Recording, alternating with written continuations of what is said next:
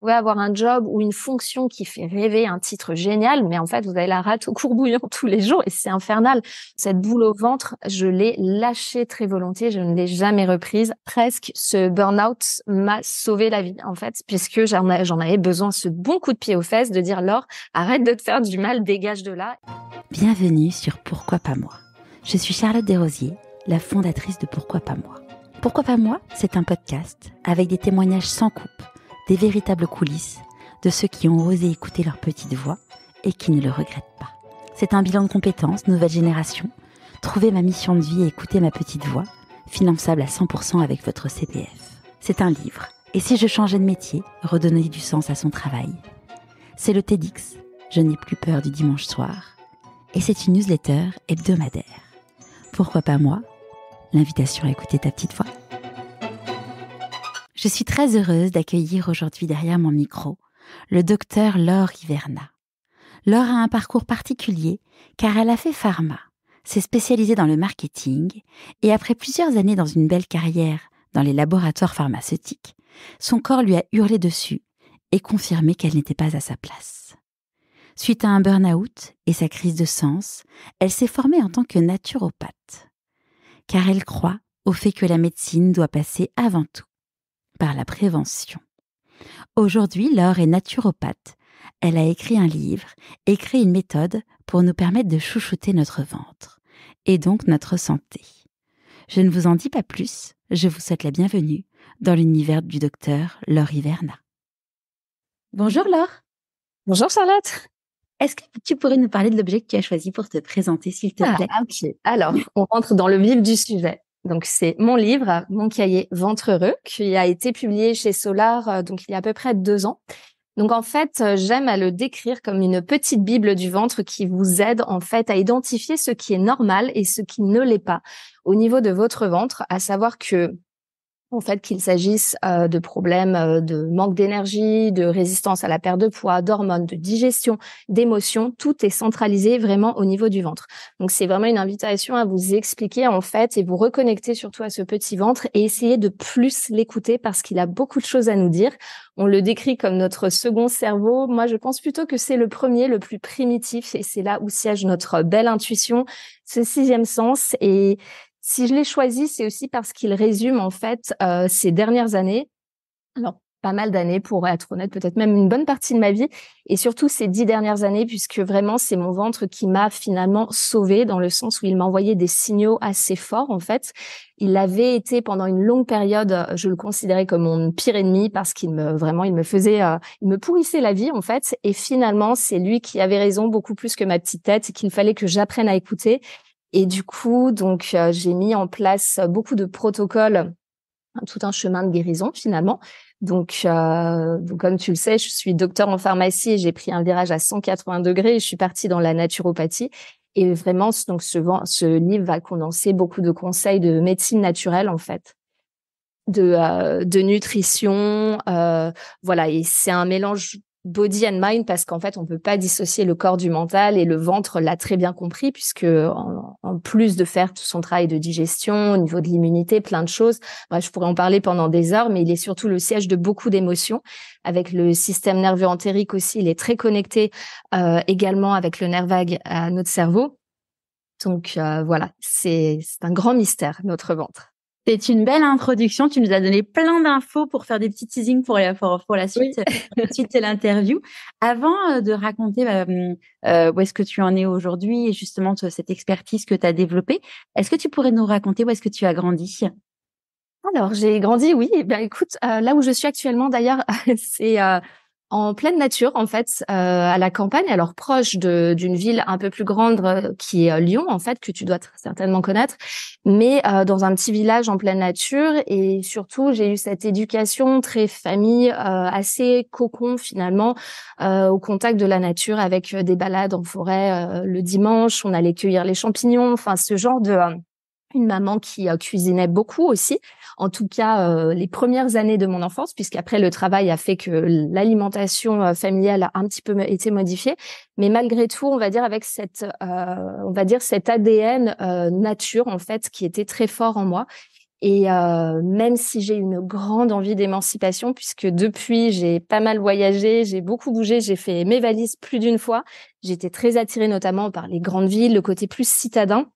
Alors c'est vrai que je suis une fille de la campagne à l'origine, mais on avait vraiment ce côté bougeotte dans la famille, on voyageait beaucoup.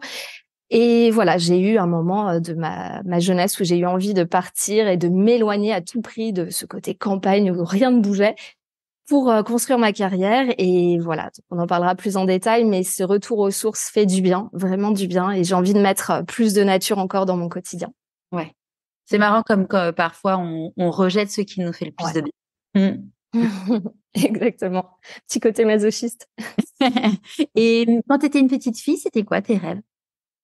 Alors, j'avais beaucoup de rêves. J'étais une grande rêveuse et je le suis toujours. Et c'est marrant parce que cette petite fille, je dirais que je l'ai jamais quittée. Elle est toujours, de toute façon, notre enfant intérieur est toujours bien présent, mais parfois on ne l'écoute pas trop. J'étais une petite fille donc très rêveuse et je pense que j'étais beaucoup dans mon imaginaire, donc très créative. Je me surprenais à dire que je voulais créer quelque chose, inventer. Donc je sais pas si j'avais une passion pour vouloir inventer quelque chose, mais je sais pas, j'avais ce côté créatif, j'avais envie de voilà de faire des choses différentes et j'étais très observatrice aussi. Donc j'observais beaucoup le monde autour de moi. Ce qui me rendait finalement assez empathique. Et je pense que la créativité, les rêves viennent de cette envie de créer en fait quelque chose et surtout d'avoir cette curiosité du monde qui nous entoure. Donc, Enfin, c'est quoi? Je m'épose. Et donc du coup, tu disais que la partie créativité, c'était toute ton enfance, mais tu disais quand je serai grande, donc j'aimerais créer quelque chose, mais Alors oui, voilà, j'avais vraiment ce côté créatif et très rapidement, en fait, ne me demande pas pourquoi, j'avais environ 7 ans. J'ai eu une révélation, je voulais devenir pharmacien. Bon, c'est vraiment un rêve d'enfant qui est complètement atypique parce que très peu d'enfants veulent devenir pharmacien. Et ça s'est passé en fait dans une pharmacie. Donc quand j'étais petite, j'étais très souvent malade en fait, souvent voilà des angines à répétition, ce genre de choses. Et je demande à maman, je lui dis mais qu'est-ce qu'il faut faire comme étude pour travailler dans une pharmacie? Et là elle m'a dit faut être très très bonne à l'école, faut avoir de super bonnes notes. Et je pense que j'avais ce syndrome de la bonne élève, donc c'est devenu une sorte d'Eldorado pour moi de devenir pharmacien. C'est resté en moi. Je ne sais pas pourquoi. Et probablement parce qu'il y avait toutes ces petites fioles, ces formules, enfin ces médicaments, ces remèdes. Je pense que j'avais ce côté guérison en moi, ce besoin de comprendre en fait le fonctionnement du corps. Et en grandissant, évidemment, le rêve, en fait, l'envie de travailler, en tout cas dans la santé, puisque comme tu as pu le comprendre, je ne suis plus pharmacien. Je suis d'ailleurs docteur en pharmacie, donc j'ai le diplôme, mais je ne pratique plus du tout en tant que pharmacien. Parce que justement, en fait, moi, mon rêve, c'était vraiment de trouver des remèdes, des solutions, en fait, à des problèmes. Et voilà. Mais je pense que le passage par la pharmacie avait été quand même assez important, en fait. Et tes parents, ils faisaient quoi comme métier? Alors eux, ils travaillent dans l'agroalimentaire. Donc je pense que inconsciemment, le côté nutrition s'est invité dans l'assiette. Donc eux, c'était vraiment le côté donc plus agroalimentaire et donc ils avaient une entreprise. Mon papa avait une entreprise et le côté entrepreneur aussi, je pense, qu'il était très fort dans la famille puisque j'ai toujours vu donc mes parents travailler ensemble. Enfin au départ, mon père était directeur technique dans une entreprise plus grosse et ensuite il s'est mis à son compte et ma mère s'est invitée dans l'équation pour le côté business en fait commercial et je pense que ça a été une grosse source d'inspiration. Parfois les parents sont des modèles contre modèles, j'ai pu m'inspirer un petit peu de ce schéma familial. Après c'est pas simple tous les jours évidemment, une famille d'entrepreneurs. Comme tu peux l'imaginer, à table, on parle que de ça. C'est les mêmes à la maison. Ouais. Donc, Les ils nous ont parents sont filé le virus. entrepreneurs, ouais. Ouais, Ouais. ils ont papa a monté sa structure et pareil, Ouais. ma l'a rejoint après, donc je connais Ouais. la table de salle à manger, Euh, qui est le bureau de papa. Exactement. Et c'est la même chose aujourd'hui. Bon, enfin, sauf que là, Ouais. je suis séparée, mais bon, c'est pareil. Non, c'est ça. Et puis, tu es dans les coulisses, en fait, cette vie d'entrepreneur et les hauts et les bas, c'est pas simple. Et c'est vrai qu'ils étaient dans cette structure, on va dire, PME. Donc, ils étaient ni trop petits, ni très gros.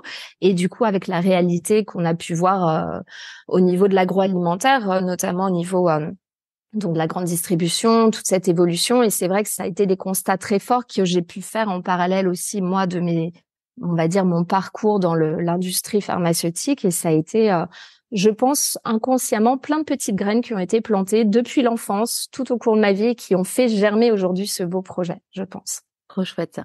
Et donc là, du coup, tu te dis, moi, ce que j'ai envie de faire plus tard, c'est devenir pharmacienne. Donc, ça se passe comment faire le choix de tes études?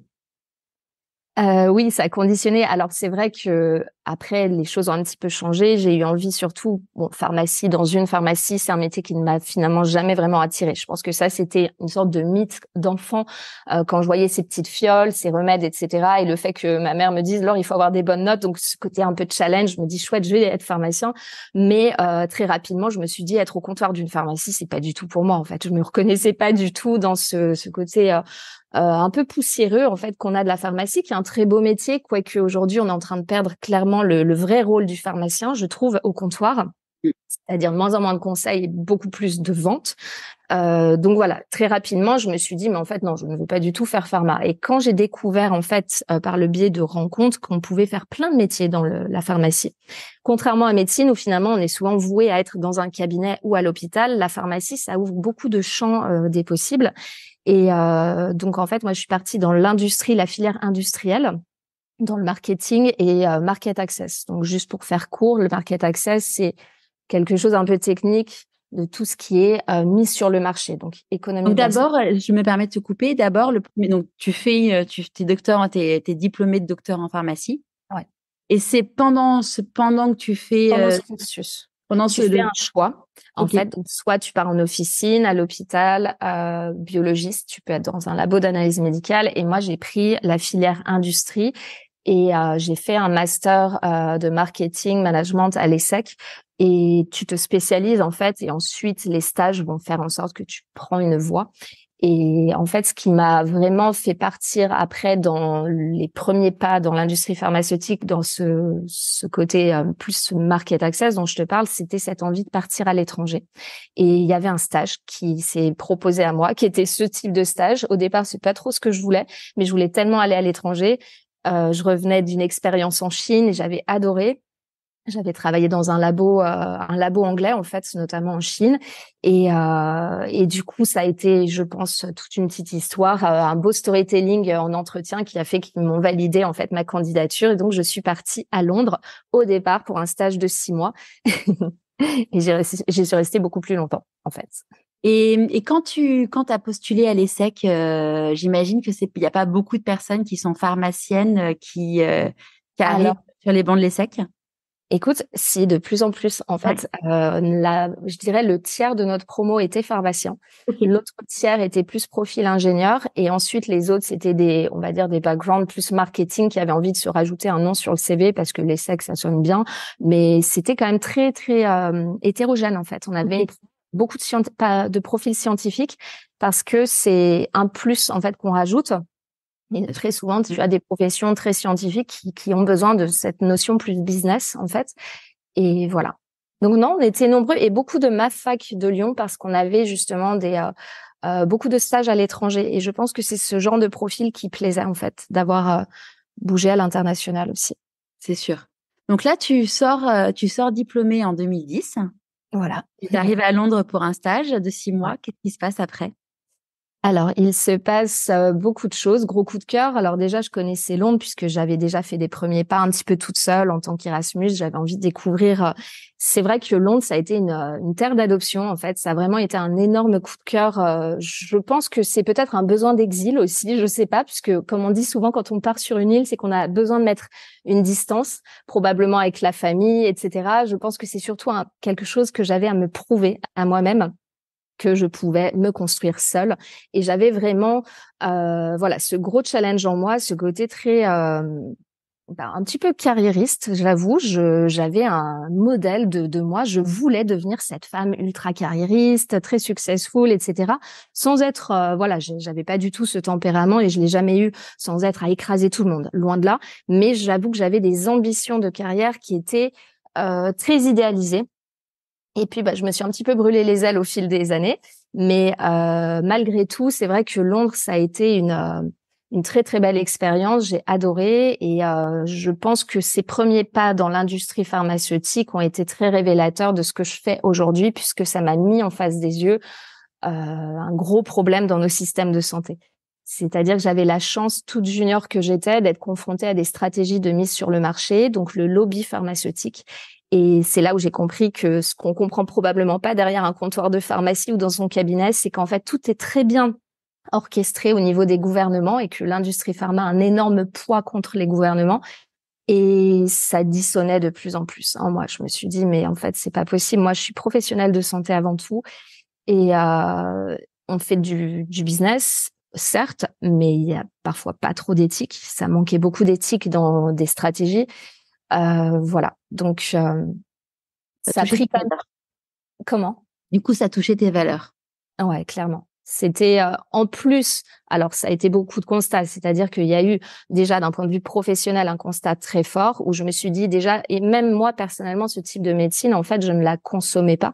C'est-à-dire que j'ai toujours été éduquée à être plus sur de la prévention et surtout à me soigner de manière naturelle.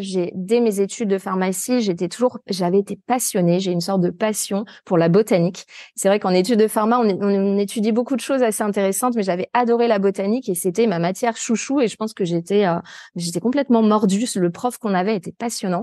Et en fait, les médicaments n'étaient pas forcément présents dans mon quotidien. Et surtout, je me suis assez vite rendu compte qu'il y avait beaucoup de toxicité. Ce qui nous frappe dans nos études de pharma, c'est qu'il y a énormément de toxicité associée à des médicaments. Donc, tout est question évidemment de dosage.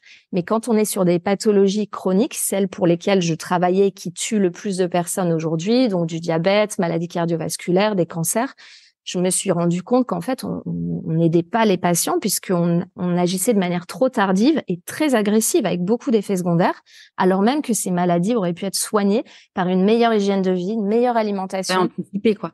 Exactement. Et ça, évidemment, l'industrie pharma ne mettait pas ça en avant, ne faisait pas la promotion parce que, bon, je défonce des portes ouvertes, mais finalement, la prévention, c'est le principal concurrent de l'industrie pharma. Et voilà. Et je pense que j'ai de plus en plus eu ces constats très forts en moi, ce côté peut-être très justicière aussi, et l'envie de mettre la vérité au bon endroit et surtout de défendre les valeurs d'une médecine plus juste et humaine. Donc ça a été déjà un premier moteur en fait de changement.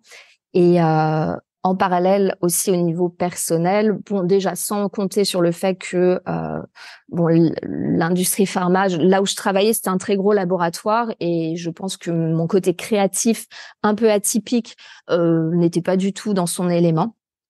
C'est-à-dire que je pense que je perdais mon temps, je perdais même mon potentiel en fait dans ce genre d'industrie et on était un peu des pions.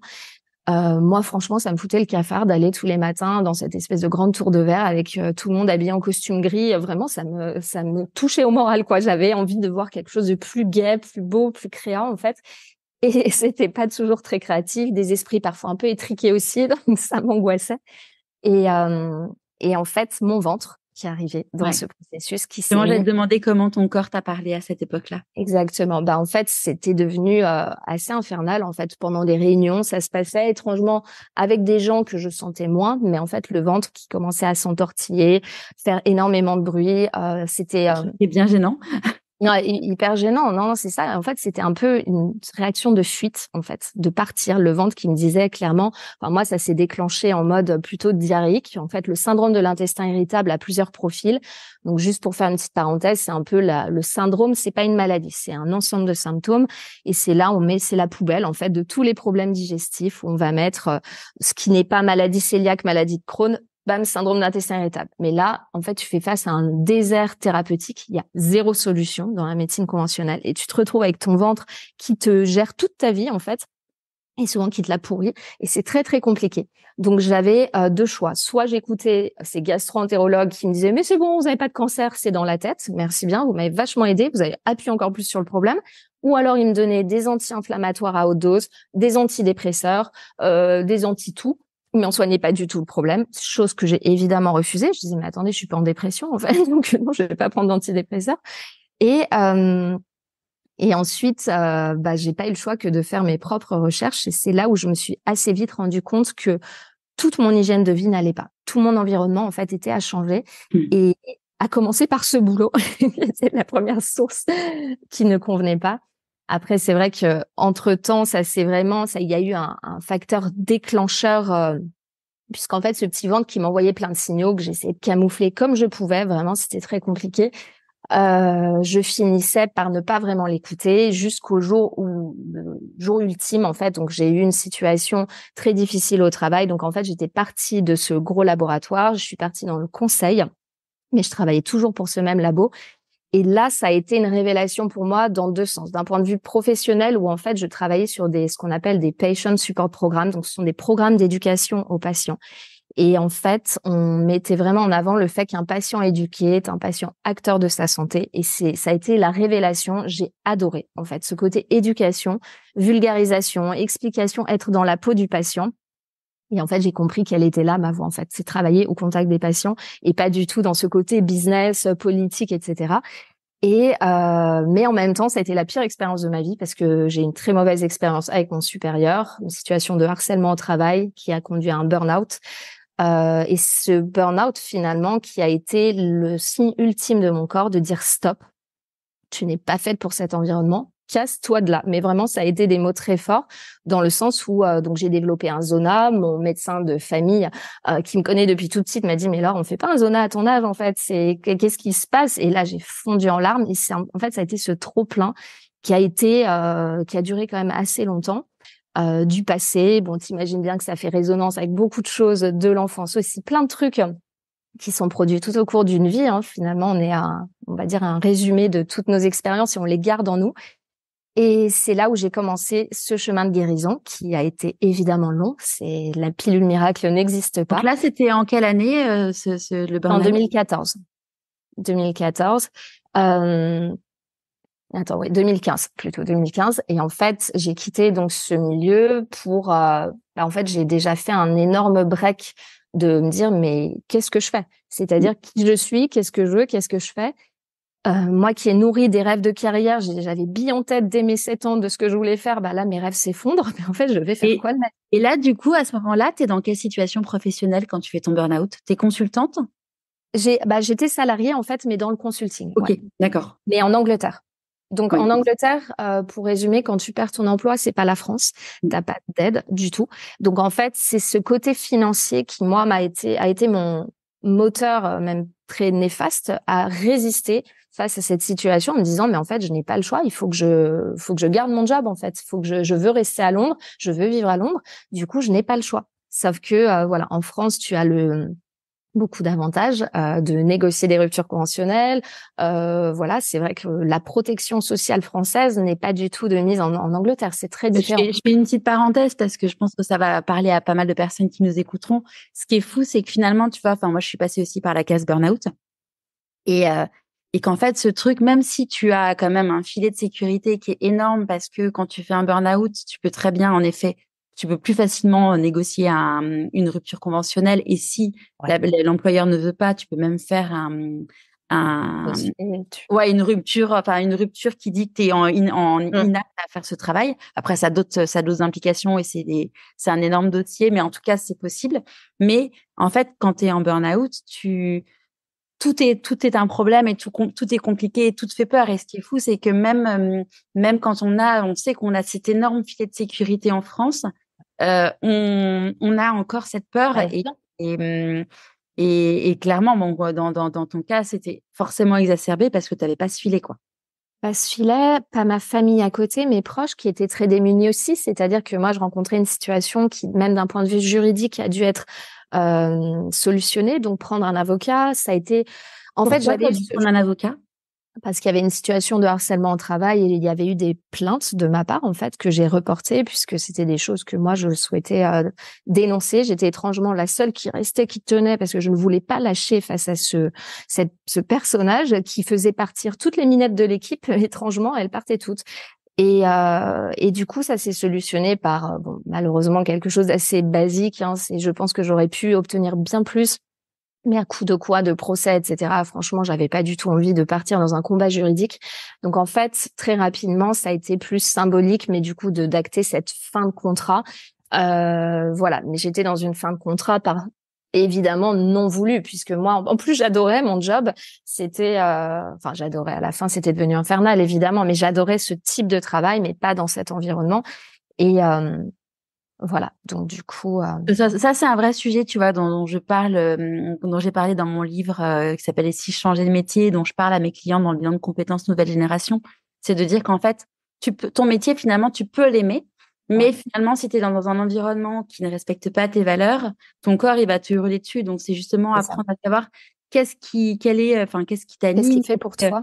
exactement, qu'est-ce qui est fait pour toi, pour justement, et quel est l'environnement qui te correspond pour pouvoir aller déployer ton potentiel dedans, quoi. Bah, c'est exactement ce que tu dis. Et tu sais, en dehors d'avoir ce côté passionné, alors parfois des personnes n'arrivent pas à trouver leur passion, ce qui les fait vibrer, mais d'avoir un bon environnement, des collègues sympas, le plaisir de se lever pour aller au travail, même si vous faites un travail un peu basique, pas très excitant, bah, finalement, vous pouvez être très, très heureux au travail. Et inversement, vous pouvez avoir un job ou une fonction qui fait rêver, un titre génial, mais en fait, vous avez la rate au courbouillon tous les jours et c'est infernal. Donc, Le blues du finalement, dimanche soir. exactement. Cette Clairement. boule au ventre, je l'ai lâchée très volontiers. Je ne l'ai jamais reprise. Alors, ça arrive parfois d'avoir, évidemment, en tant qu'entrepreneur, on a tout un autre panel d'émotions qui arrivent. Ça, c'est sûr, c'est loin d'être rose.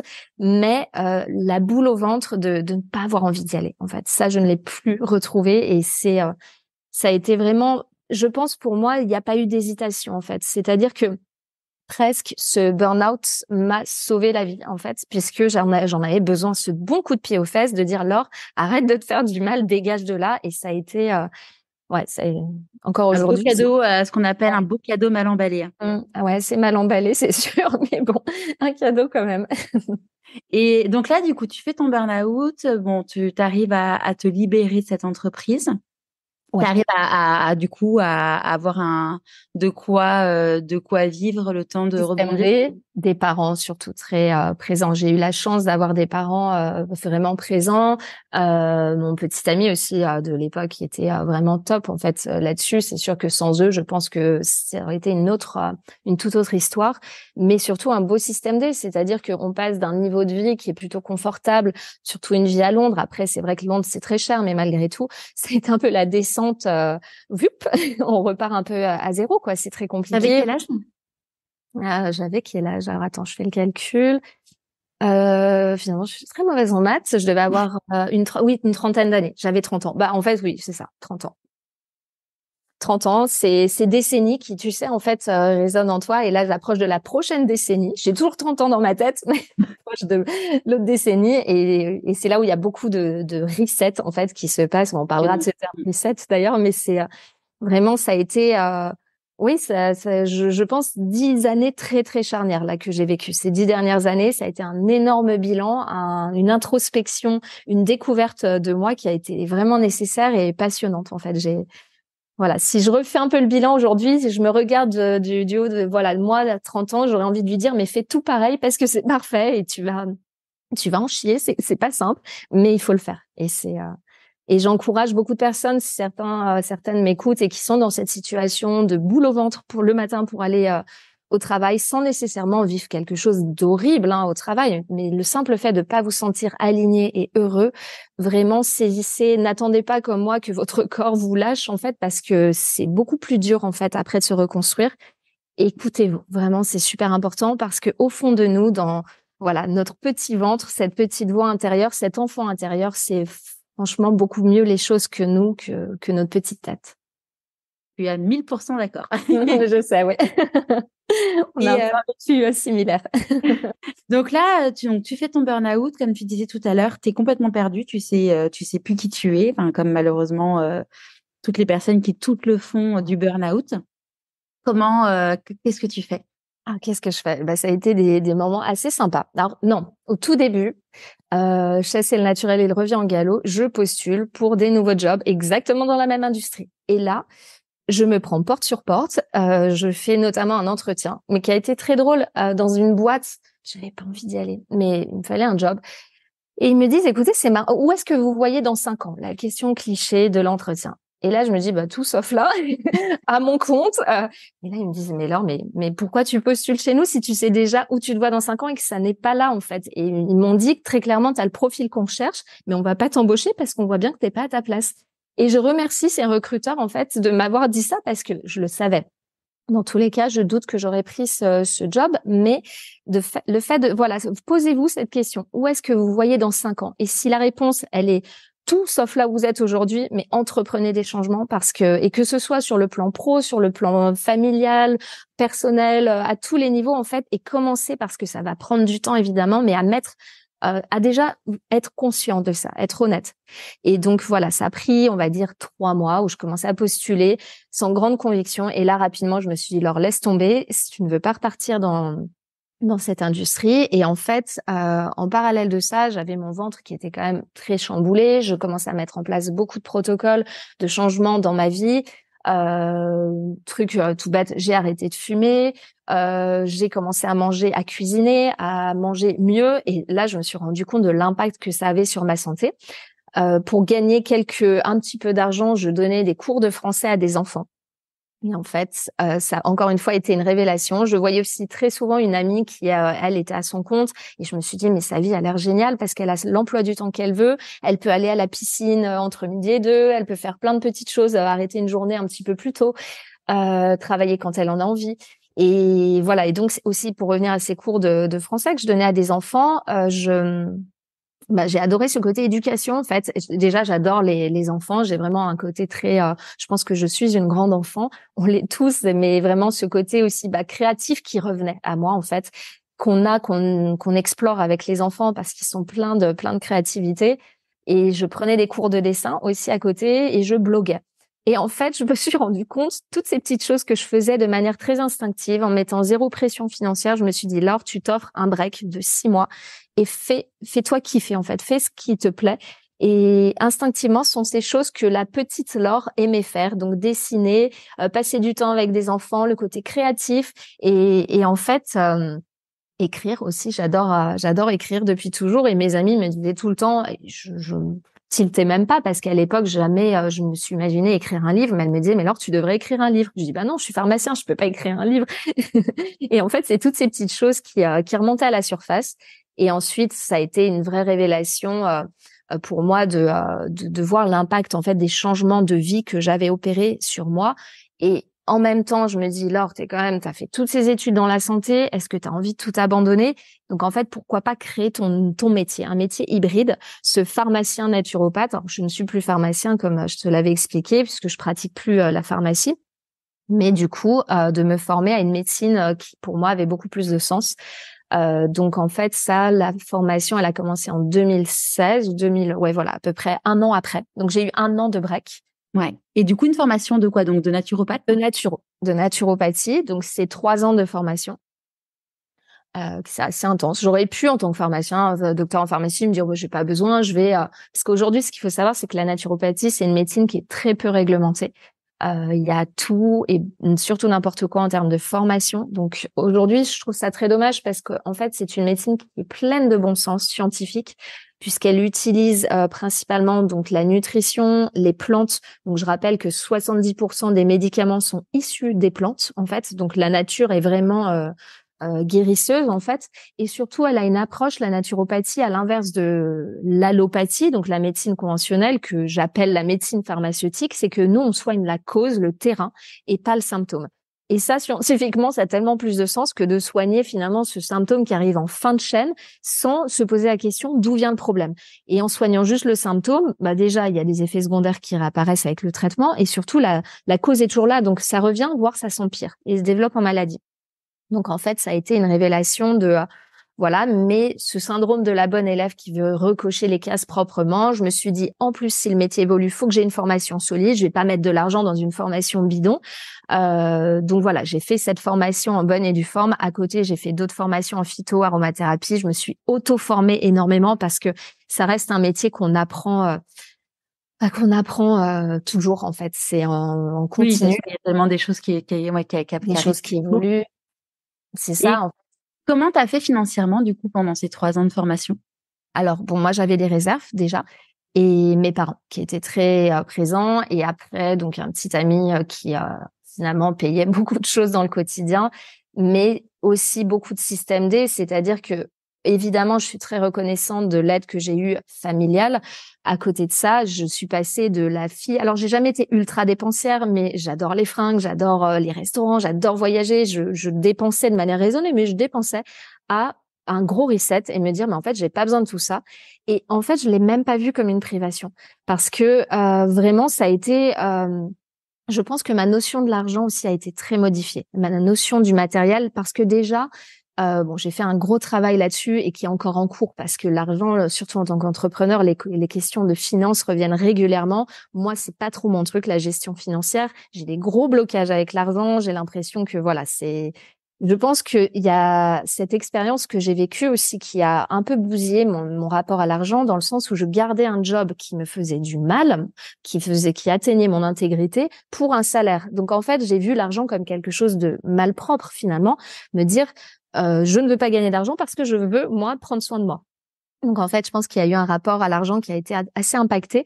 Mais voilà, ce système D m'a sauvée et surtout m'a inculqué des valeurs, finalement, ces valeurs que j'avais depuis toujours, en fait, que mes parents m'ont vraiment enseignées. On avait un très bon niveau de vie, mais c'est vrai qu'on vient d'une famille où les valeurs, l'argent, alors je dis pas que c'est tabou, c'est surtout du côté de mon papa, mais ce côté très économe et surtout, ça ne fait pas la valeur des gens. En fait, on ne juge pas sur la valeur d'un titre social, de diplôme ou d'argent. Ça, c'est finalement un peu que de la parade aux yeux, mais surtout, quelles sont tes vraies valeurs? Et je pense qu'elles ont pu ressortir quand j'ai mis un peu le côté matériel de côté.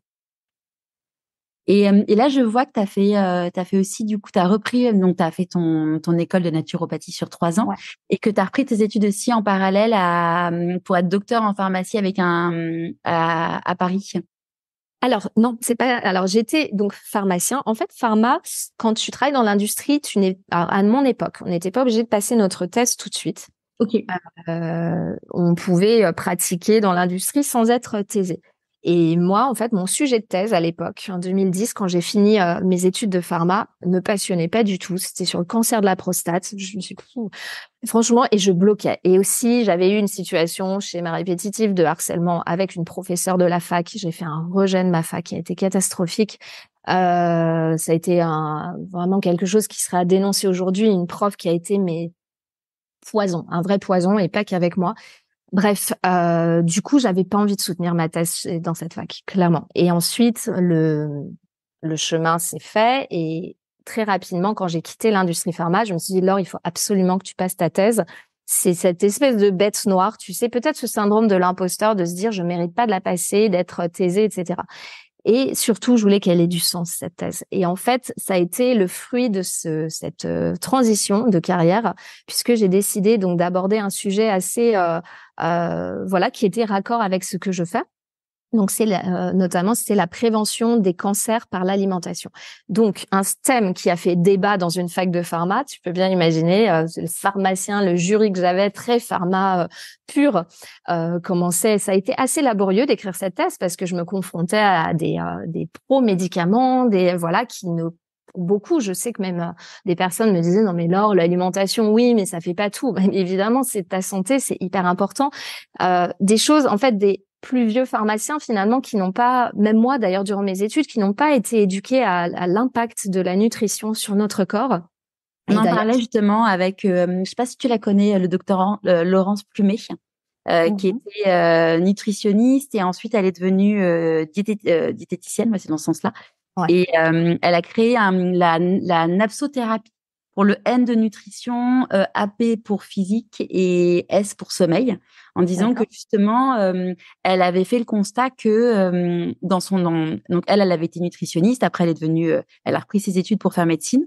Et elle s'est dit, mais c'est quand même un truc de malade que dans médecine, on est X heures qui est ridicule sur la nutrition, alors que justement, la base. la nutrition, c'est la base de notre quotidien.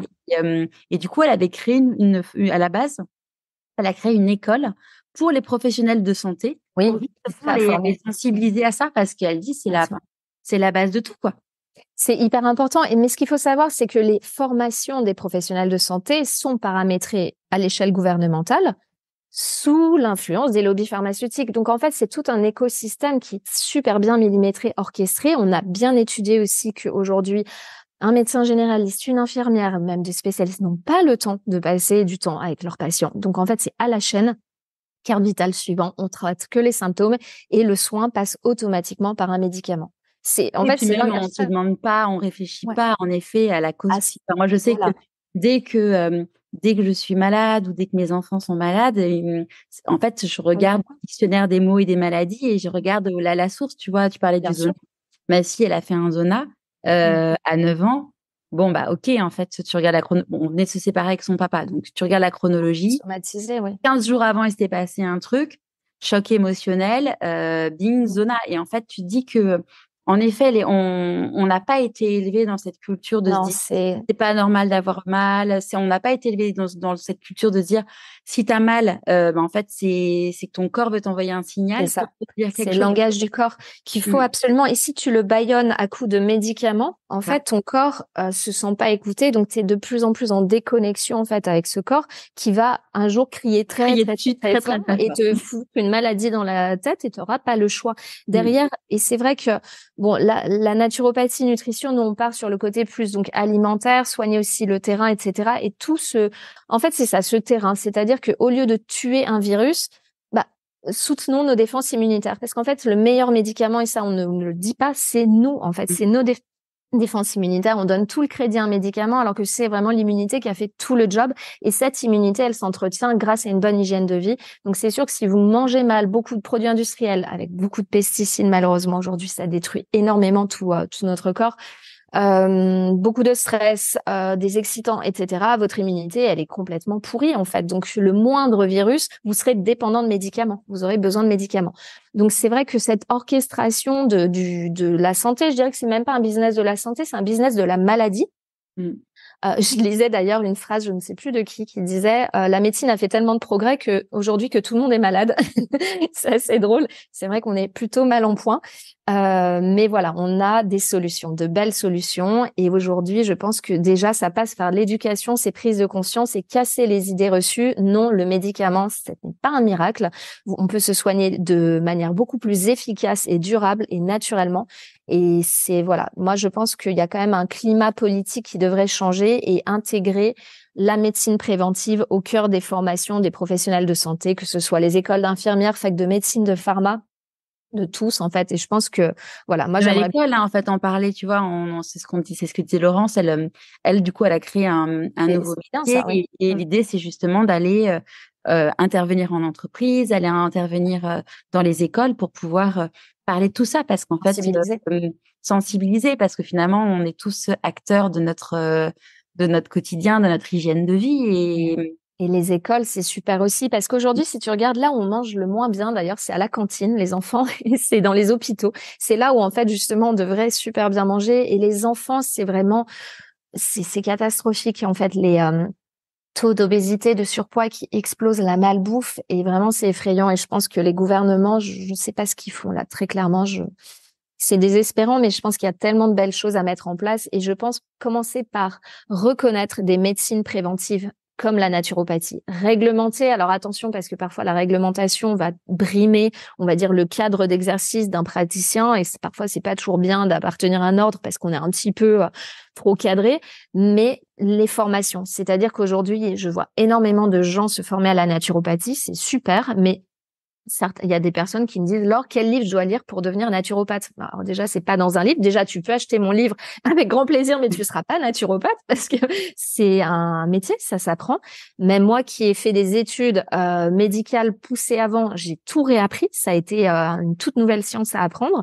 Et j'apprends encore toujours. Je me suis encore reformée récemment, notamment sur le microbiote intestinal. Il y a énormément de choses c'est complexe en fait. Et je pense que ça évolue beaucoup en plus. Enfin, tout ce qui est microbiote, Ouais. c'est vraiment, on est au début d'une Oui, connaissance on a énorme. découvert beaucoup de choses là et c'est surtout en fait cet écosystème microbien et le reflet en fait de notre propre santé. Donc aujourd'hui, il y a évidemment aussi toute cette tendance des probiotiques, c'est super, mais en fait, c'est comme mettre un petit peu de terreau sur une terre qu'on continue d'aseptiser à coups de pesticides. En fait, ils vont pas survivre. Donc vraiment soigner le terrain, c'est ce qu'il y a de plus logique, vraiment.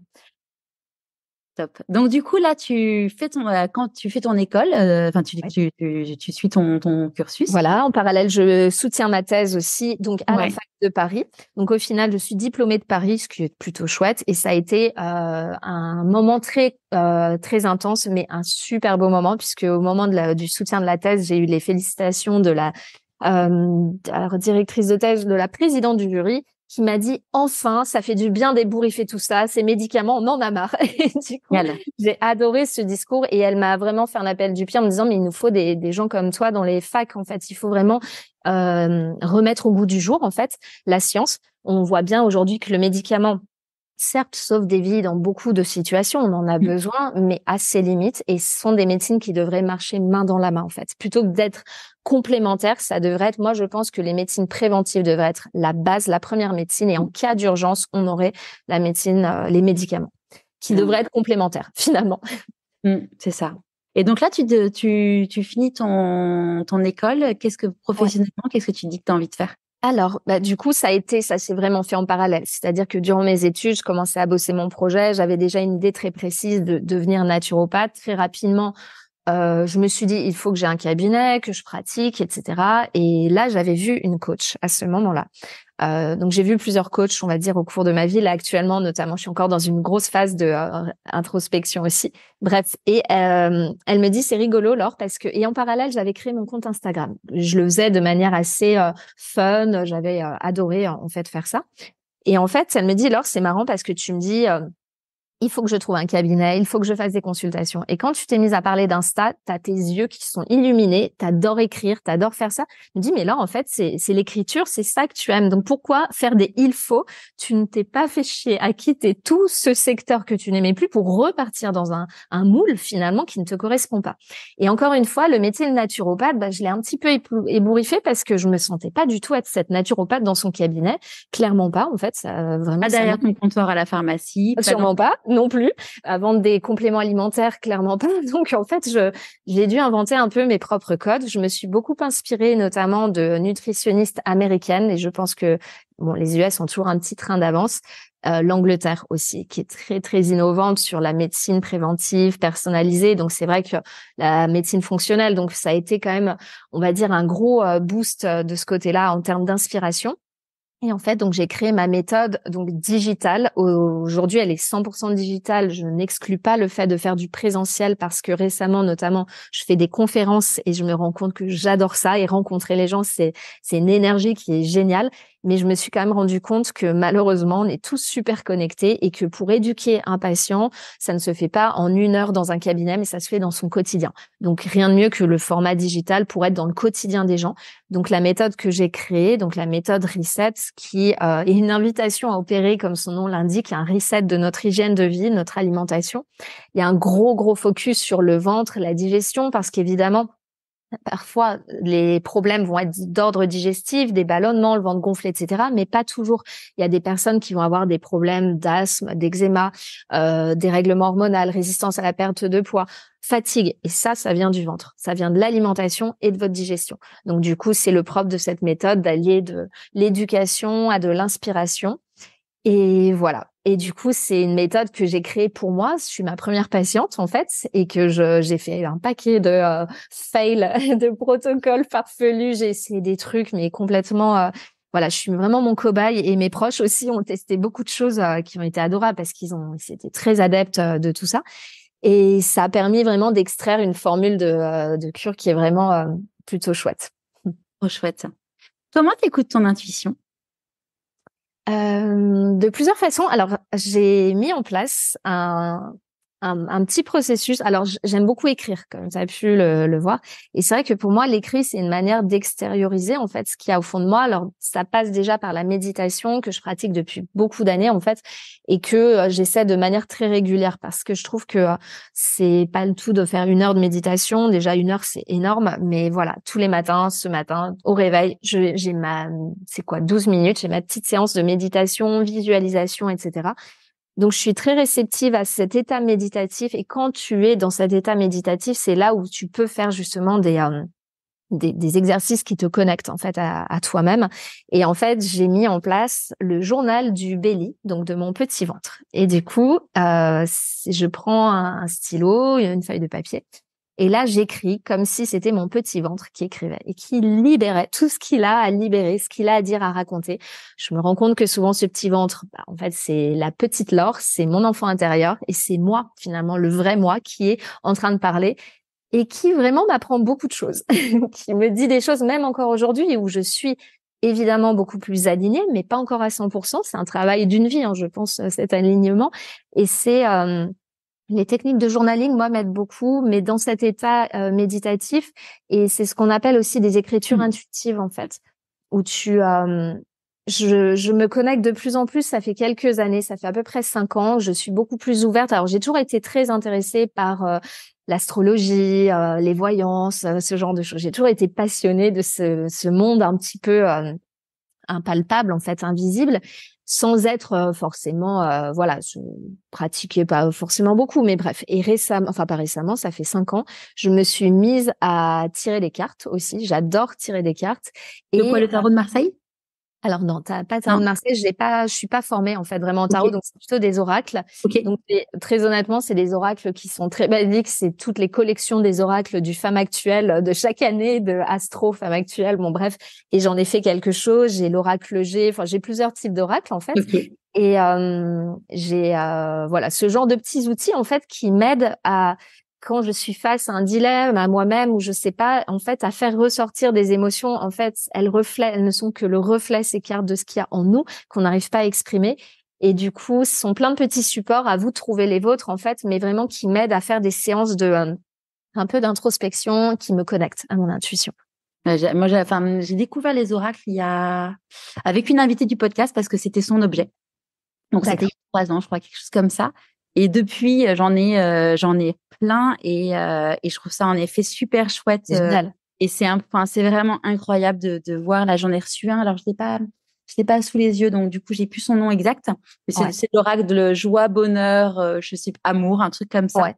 Et il est hyper simple et du coup, je le fais avec mes enfants. Mais il est joli, il est coloré et tout. Après, moi, Il t'inspire, ouais, c'est important. J'en ai un qui est bon, pour le coup, je le fais moi toute seule parce qu'il est un peu plus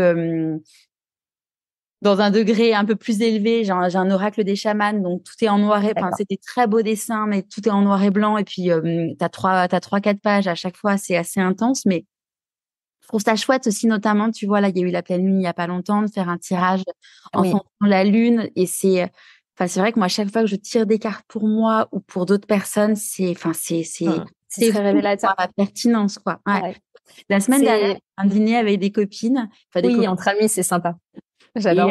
Et il y en a une qui a un côté assez business. Et en gros, sa question, c'était justement comment ça va être au niveau business l'année prochaine. Et ça lui a été un truc genre profite déjà de ce que tu as et c'est déjà sois déjà satisfaite, oui. Ouais, et déjà profite de tout ce que tu as parce en effet, c'était mais tellement pour elle quoi. C'est ça, c'est pas toi. Mais c'est vraiment après, je pense que c'est qu'un support en fait, et nous, c'est probablement cette hypersensibilité que l'on ressent. Je pense qu'on a tous ça en nous plus ou moins, on le développe plus ou moins. Mais c'est vrai que j'ai été révélée à ça par une thérapeute notamment qui m'a fait faire certains exercices, qui a testé ces dons de médiumnité, en fait, de ressenti. Et vraiment, je pense que dans nos vies de tous les jours et dans l'entrepreneuriat, surtout quand on est solopreneur, en fait, c'est hyper important d'avoir une bonne intuition, un bon flair, savoir si là, on le sent ou on le sent pas. C'est vrai que très souvent, j'ai une capacité de ressenti des gens, en fait, où je vais au-delà des signaux qu'ils m'envoient, au-delà de ce langage, tu ressens. Et à chaque fois que je me suis pas écoutée, bingo, j'avais vu tout juste, je ressentais pas des gens dans le business. C'est super important parce que surtout aujourd'hui, l'économie qui est très compliquée, tu as intérêt à avoir un sens bien aiguisé de ressenti et d'intuition. Et en fait, oui, pour revenir à ce que tu disais, c'est pareil. En fait, avec une amie, on s'est vraiment prise à tirer les cartes mutuellement. On se tirait les cartes. On était dans un moment de notre vie un peu perdu et on avait envie d'être nos petites voyantes et c'était fun. Vraiment, j'ai adoré. Et c'est vrai qu'il y a des choses. Je me suis même retrouvée une fois à tirer les cartes dans un hôtel où on était, on prenait un petit verre et il y avait les serveurs à la fin qui nous voyaient faire et on avait mis tout le petit spectacle, tu sais, le foulard, Madame Irma, etc. Et ils n'y croyaient pas du tout et ils nous ont dit, bah écoutez, on veut bien essayer. Et je n'avais jamais tiré les cartes pour personne en fait. Et je me suis révélée être pas mauvaise puisque j'avais vu que l'un d'eux avait eu un problème avec la justice, un problème de garde d'enfants, etc. Et je me suis dit, j'ai peut-être une vocation ratée. Voyons. Après, ça peut être quelque chose que tu ajoutes aussi dans ton quotidien. Exactement. Voilà, c'est ça. Sans pour autant, je sais que c'est un métier évidemment, mais ouais, ça peut un beau support. Un support où tu vois, d'ailleurs typiquement tous les mois j'ai des ateliers avec mes clientes et c'est pas moi qui anime, c'est toujours une coach qui anime, mais je suis toujours là en support, en soutien. Et la fois, il y a un mois, je leur ai dit, bah, si vous voulez, je crois que c'était, je sais plus la thématique, c'était comment lever les peurs ou quelque chose comme ça. Et finalement, c'était savoir identifier quelle était la peur la plus profonde. Et je leur ai dit, écoutez, c'était pas prévu, mais si vous voulez, j'ai l'oracle sous la main. Ouais. Je fais un tirage pour savoir, en gros, qu'est-ce que ça dit. Et elles m'ont toutes regardé genre, waouh. C'est bluffant, ouais. C'est fou, ouais. Mais je pense que oui, on a après encore une fois c'est ce support et nous aussi on est une forme ce canal, la médiumnité, le médium c'est un canal, mais c'est ces entités au-delà du corps physique.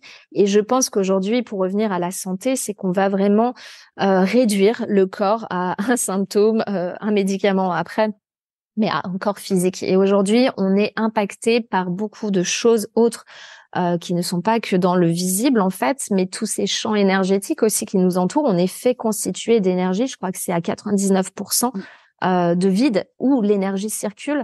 Et évidemment que soigner que le côté, la part physique, qui est finalement finale en fait dans la manifestation d'un problème. Et souvent, il faut investiguer, aller beaucoup plus dans cet émotionnel. Voilà, je sais qu'on en avait parlé, mais parfois aussi, en fait, on va pas transmettre à nos enfants que des gènes, en fait, mais beaucoup de nos bagages émotionnels, même inconscients, des secrets de famille, des traumatismes, en fait, qui ont été vécus par les générations du dessus. On voit énormément de schémas répétitifs, de maladies répétitives. Aujourd'hui, on parle beaucoup, notamment cette notion, comme je disais, de médecin de famille. Ça a tout son sens parce qu'en fait, soigner une personne, elle est connectée à sa famille, d'un point de vue pas seulement génétique, mais vraiment d'un point de vue émotionnel et on porte dans nos cellules les traumatismes et les souvenirs vécus par tu prêches, ouais, tu vois, la semaine dernière j'ai vécu un truc assez incroyable avec je me sentais bloquée sur plein de choses, à la fois physiquement mais mentalement aussi. Et j'ai fait je savais que j'avais un truc qui me bloquait et je savais que c'était un truc transgénérationnel. Pourtant, j'avais déjà essayé de le bosser avec une magnétiseuse, mais ça avait pas, j'avais essayé de le bosser avec la magnétiseuse, j'avais essayé de le bosser avec ma psy. Je sentais que ça bloquait. Et bon, comme les choses sont bien faites dans la vie, il y a une personne que je connaissais qui est magnétiseur, mais un peu plus, entre guillemets, parce qu'il a une corde à son arc différente qui te permet vraiment de te nettoyer de tout ce qui est transgénérationnel, de tout ce qui est blessure karmique. Alors, on croit ou pas à tout ça. Mais alors, franchement, ça a été un truc de dingue entre le début c'est un moment où je sentais qu'il y avait un truc qui me bloquait. Mais là, si tu veux, depuis, j'ai des ailes qui m'ont poussée, quoi. Enfin, c'est un truc vraiment. Je veux bien demander cette personne. Si tu veux, je vais lui faire sa pub. Je vais lui faire sa pub parce que franchement, ça vraiment, ça m'a libérée d'un truc, mais c'était impressionnant, quoi. Ouais. Après, moi, je pense aussi une chose dans tout ce parcours de guérison, c'est qu'il y a les bonnes personnes au bon moment. Et c'est cette connexion entre le thérapeute et toi, en fait, c'est-à-dire être prête à faire pousser ses ailes. Peut-être que tu l'aurais rencontré il y a 1 an, ça n'aurait pas non, mais c'est sûr et certain. Peut-être que les thérapeutes que tu as vus où ça ne marchait pas, c'est que ce moment-là, tu n'étais pas prête. Et chacune, moi, je sais que j'ai entrepris beaucoup de thérapies autres que forcément la nutrition. Donc ça, c'était ma partie, évidemment. Mais au niveau, alors moi, je suis pas très conventionnelle aussi dans tout ce qui est santé mentale, c'est-à-dire que franchement, bouffer des médocs, c'était pas mon truc. Je ne critique pas. Parfois, on fait face à des choses de la vie, on n'a pas le choix que de prendre des antidépresseurs, anxiolytiques. Moi, c'est pas du tout mon truc et en tant que pharmacien, je sais trop. Si on peut éviter. Enfin, moi, je sais que j'en ai pas pris pendant mon burn-out. Si tu peux éviter, si on peut éviter, c'est vraiment le mieux, quoi. C'est ça, et surtout que ça ne soigne pas le problème. Donc, si vous en prenez parce que vous n'avez pas le choix à l'instant T, vous êtes tellement mal, négligez pas le fait que vous n'avez pas soigné le problème et qu'il faut entreprendre d'autres thérapies. Et en fait, je trouve ça très difficile de trouver un bon thérapeute. Et souvent, alors je sais que moi, je suis pourtant assez fidèle, mais j'ai un peu une sorte de petite panoplie de différents thérapeutes qui vont m'apporter des outils différents. J'adore l'hypnose, j'ai la chance d'être très réceptive à l'hypnose. J'avais fait de l'hypnose régressive, j'avais travaillé sur le transgénérationnel, magnétiseur aussi. Ça, évidemment, c'est quelque chose de passionnant, je trouve. En fait, c'est un don. Et, et voilà. Et après, c'est vrai qu'il y a des personnes qui m'ont fait faire des bonds, en fait, d'un coup, comme ça. Et probablement parce que le travail des autres avant Bien sûr, clairement. Ouais. Ouais, clairement, parce que tu vois, quand il m'a dit à ça, j'ai dit bah oui, mais en fait, j'avais tellement réfléchi sur plein de choses avec d'autres techniques, en effet, via l'hypnose, il y a plein de choses que du coup, en effet, ça permet de prendre conscience et de désancrer beaucoup plus rapidement. Et je suis complètement d'accord avec toi sur le fait que, tu vois, c'est marrant parce que j'ai fait un post justement dimanche dernier sur Insta en disant que il faut pas lâcher, mais qu'en fait, finalement, parfois, on te dit non. T'es dégoûté ou t'as essayé quelque chose et ça a pas marché, mais qu'en fait, c'est que c'était pas le bon moment et que faut pas se dire que ça a pas marché sur moi aujourd'hui, que ça marchera pas demain. Parce qu'en effet, il y a un bon moment et que on n'est pas forcément capable de l'entendre, de le voir, un enseignement derrière une blessure, en fait. Et souvent, si les choses ne fonctionnent pas et que tu as encore ce problème, c'est qu'il y a encore un truc que tu n'as pas compris, que tu dois travailler, accepter, prendre conscience, pardonner, lâcher prise. C'est long. Il faut être courageux quand on fait face à ça. Mais t'apprends énormément sur toi et sur les autres, ton entourage. Et c'est intéressant. Et être bienveillant, même presque mieux comprendre même certaines personnes qui ont pu avoir des réflexions pas agréables ou etc. De comprendre en fait que je pense qu'il n'y a pas tant de personnes méchantes que des gens qui souffrent en fait. Clairement. Les gens les plus agressifs, c'est les gens qui sont les plus malheureux. C'est sûr. Oui, très souvent les gens. La colère, c'est souvent une belle souffrance, ouais. Ouais. Comment tu célèbres tes réussites? Avec mes parents et une coupe de crément de Bourgogne parce que forcément je viens de cette région. Non, comment je les célèbre? C'est vrai, peut-être pas assez, mais quoique, tu vois, mon livre, je lui fais son anniversaire tous les ans comme un bébé. C'est mon petit bébé, en fait, ce baby book. Comment je les célèbre? Bah, écoute, avec mes proches, ça reste très simple, en fait, mais c'est souvent un bon restaurant et non, c'est vrai que j'ai la chance d'être très soutenue, en fait, dans l'entourage proche. J'ai ce petit cocon famille qui est vraiment super cheerleader en fait, donc ça c'est chouette. Je sais que tout le monde n'a pas cette chance. Je n'ai pas que de ça dans mon entourage, hein. J'ai beaucoup de personnes qui clairement dans l'entourage soit s'en foutent, soit vont me tirer dans les pattes ou être même parfois jaloux. Enfin, on fait face à beaucoup de choses quand on entreprend, des critiques, des gens qui projettent leur propre peur sur toi et parfois ça peut être tes propres parents, les gens que tu aimes le plus. Et je dirais que le plus dur, c'est de pas être trop influençable en fait dans ces cas-là et vraiment toujours s'écouter soi. Mais c'est difficile quand les gens qui sont le plus importants pour nous en fait nous soutiennent pas nos rêves ou n'y croient pas. Et parfois tu penses qu'ils te soutiennent mais ils ne te soutiennent pas en vrai. Oui aussi, ouais. Ouais, ça peut arriver, c'est vrai. Ouais. Bah non, c'est pas simple, hein. Ou alors ils n'ont pas le soutien que toi tu attends. C'est vrai que par exemple mon ex-conjoint aussi, on n'a pas du tout la même façon d'entreprendre. Lui aussi, il est entrepreneur et on travaille pas de la même façon. On est diamétralement opposés et il pensait me soutenir, mais en fait tout ce qu'il me disait, ça m'angoissait et du coup ça faisait l'effet opposé. Et c'est vrai que souvent, je pense que ce qu'on attend de l'entourage, c'est pas des solutions, c'est de l'écoute et de la compréhension et un non-jugement. Donc, si vous avez quelqu'un dans votre entourage qui entreprend, quel que soit ce que vous pensez, en fait, on s'en fout, soutenez-le parce que c'est tout ce qui compte, en fait. C'est quoi pour toi la réussite? La réussite, c'est l'équilibre, en fait. Je dirais que c'est vraiment ce bien-être. Tu vois, il y a quelques années, je t'aurais dit quelque chose de plus visible, c'est avoir un bel appartement, c'est gagner tant par mois, voyager, etc. Donc, ce côté plus en façade, je dirais que c'est vraiment cette réussite pour moi, c'est tous les matins de pas avoir ma boule au ventre. Et là, je me dis, j'ai réussi. Et aujourd'hui, même si clairement, je ne suis pas encore arrivée à un niveau de vie que j'avais avant, financièrement, je désespère pas parce que je pense vraiment qu'il y a un très beau potentiel dans ce projet. Il faut juste que je mette encore plus de cordes, pas de cordes à mon arc, mais que je me fasse aider aussi. C'est accepter déjà là on est bon et là on a besoin d'aide aussi. Mais alors attends, c'était quoi la question? Excuse-moi, c'était la réussite. C'est quoi pour toi la cette richesse? En fait, cette richesse aujourd'hui, elle est multiple. Elle ne passe pas que par le financier. En fait, c'est vraiment ce bien-être le matin quand vous vous réveillez, de voir des gens que vous aimez, des gens inspirants qui vous passionnent. Par exemple, de faire cette interview, c'est un bonheur. En fait, tu te dis, tiens, ce matin, j'ai 2 heures d'interview avec une nana. On est super connectés, on a plein de choses à raconter. Mais c'est une chance inouïe, en fait, de te dire que c'est quand même 80% de ta vie de faire des choses qui te plaisent. Et pour moi, ça, c'est la réussite. C'est vraiment... et je dirais que la réussite ultime, c'est peut-être ce besoin de reconnaissance, je ne sais pas, mais c'est de vraiment que tout ce que je fais puisse bénéficier au maximum aux gens, donc d'avoir plus d'impact et de visibilité en fait de ce travail pour pouvoir l'offrir à un max de personnes et leur ouvrir les yeux sur le pouvoir qu'on a tous en fait de rester en bonne santé. Sûr. Qu'est-ce que tu penses que la petite Laure de 6 ans dirait si elle te voyait aujourd'hui? Bravo. Enfin, enfin, tu t'y es mis, tu m'as écouté. Non, vraiment, je pense qu'elle serait super fière et je crois qu'inconsciemment, la femme que je suis, que je deviens et qui est encore en pleine évolution, hein, là, vraiment, je suis encore aux prémices de de cette renaissance. Je pense que, c'est ce que j'avais en moi, je le ressentais. J'ai presque cette intuition, déjà, la petite Laure, elle est toujours en moi. En fait, elle est partie dans le voyage avec moi. Et non, ouais, je pense elle serait fière, vraiment, parce qu'elle sait que c'est pas évident et que, enfin, pour tout le monde, hein, se construire, on passe par beaucoup d'embûches. C'est pas tout rose, très clairement. Je pense que parfois on peut donner une vision, ce qu'on voit, par exemple, même sur les réseaux sociaux, où l'entrepreneuriat est hyper sexy en ce moment. On a l'impression que tout le monde veut monter sa boîte, son projet, mais c'est des grosses galères. C'est super compliqué.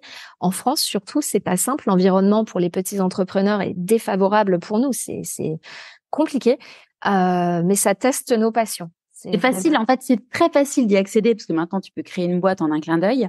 Oui. Mais en effet, ouais, tous les jours, on n'a pas de filet de sécurité, on n'a pas le chômage, on cotise pour le chômage, on n'y a pas le droit. Oui, exactement. Au niveau social, je trouve que l'employeur, c'est vrai que bon, je suis très pour les lois sociales, c'est top. La France, c'est un Eldorado social. En fait, c'est parfait pour les salariés cadres d'une grosse boîte. Je pense qu'aujourd'hui, l'économie actuelle, elle ne laisse la place qu'à des grosses structures de survivre. Les petites PME, les indépendants en tant qu'employeurs ou même juste solopreneurs, en fait, tout seul, c'est écrouant. C'est vraiment écrouant. Et j'ai fait ce parallèle avec l'Angleterre, qui est pas du tout formée de la même façon. La France, et en effet, tu donnes énormément en fait de taxes, alors que toi, en tant que dirigeant, en fait, t'as rien en fait au bout du compte. Enfin, moi personnellement, ma retraite, je pense que j'aurai rien, j'ai pas de chômage. Ma santé, au final, je me soigne différemment. Et je dois payer ma santé. Enfin, c'est vrai, je me dis pourquoi donner autant alors que moi, je n'obtiens rien. Le principe des taxes, normalement, c'est d'avoir aussi un équilibre. Voilà. Donc, je pense que oui, faut être sacrément motivé et pas être drivé que par l'argent aussi. De toute façon, quand tu drives tout par l'argent, c'est pas une bonne énergie. À quel moment dans ta vie tu t'es dit pourquoi pas moi? Je crois depuis que je suis née. Non, ça a pris plusieurs phases. Alors pourquoi pas moi par rapport à ce projet? Je dirais que c'était en 2016 à peu près où j'ai entrepris mes études de naturo, où je me suis dit go, là c'est ce que tu as en toi depuis toujours, de créer quelque chose, en fait, de vouloir faire ton propre métier finalement et oser, en fait. Et je crois que je me le répète tous les jours et je me le dis encore aujourd'hui, puisque là je suis en grande phase de transition aussi dans mon business. Je revois beaucoup de choses. Je suis un coaching là actuellement, notamment avec une personne qui est juste géniale en fait et qui me permet, donc elle s'appelle Élodie Crépel, pour ceux qui écoutent, ça peut aussi inspirer. Je lui fais sa pub vraiment très volontiers parce que elle est coach pour hypersensibles, et c'est là où je me suis rendu compte que mon hypersensibilité, c'était ma plus belle force en fait, mais aussi mon plus gros handicap au quotidien. J'ai plein d'idées, j'arrivais pas à canaliser. En fait, et aussi admettre tes forces et tes faiblesses et voir tes limites pour être dans ce qu'elle appelle cette zone de génie et te dire, bah là, en fait, t'es pas forcément la meilleure, donc pourquoi pas soit déléguer ou trouve d'autres ressources, en fait. Et je pense que je me suis dit, pourquoi pas moi? J'ai encore ce côté oser être chef d'entreprise. Et ça, c'est, je pense, un gros step pour moi, de comprendre, démanteler tous ces blocages que j'ai face à l'argent, face à cette légitimité de porter un projet, d'être chef d'entreprise, d'être dirigeant, de pourquoi pas un jour embaucher aussi des personnes. Et je pense que c'est un apprentissage. Il y a des gens qui ont ça en eux depuis toujours et d'autres pour qui c'est un petit peu plus contre nature. Et voilà, je pense que là, aujourd'hui, je me dis pourquoi pas moi. Trop chouette. Clairement, la zone de génie, ça a été inventé par Gay Hendricks. Il en parle très bien dans un livre qui s'appelle Le Grand Saut. Et tu vois, moi, dans mon programme, c'est justement, j'aide les personnes à trouver ce qu'est leur zone de génie pour se dire, en fait, tu as la zone d'incompétence, ça sert à rien de le faire. La zone de compétence, la zone d'excellence. Et tu peux être excellent dans ton travail, mais si tu n'as pas ce qui t'apporte du sens, en fait, tu vas te tuer à petit feu et c'est ce qui provoque notamment les burn-out parce qu'en fait, tu peux être très, très bonne dans ton métier, avoir les compétences pour ça, mais s'il n'y a pas cette flamme, ce truc-là, en fait, la flamme, ça sera une flamme qui va te consumer plutôt qu'une flamme qui va te... Exactement. Non, mais c'est faux. C'est faux. Et de voir aussi sur la productivité, par exemple, l'écriture de mon livre, en fait, ça a été un moment assez rigolo parce que ça s'est étalé sur 9 mois. Donc c'est pour ça que je dis que c'est comme un bébé finalement.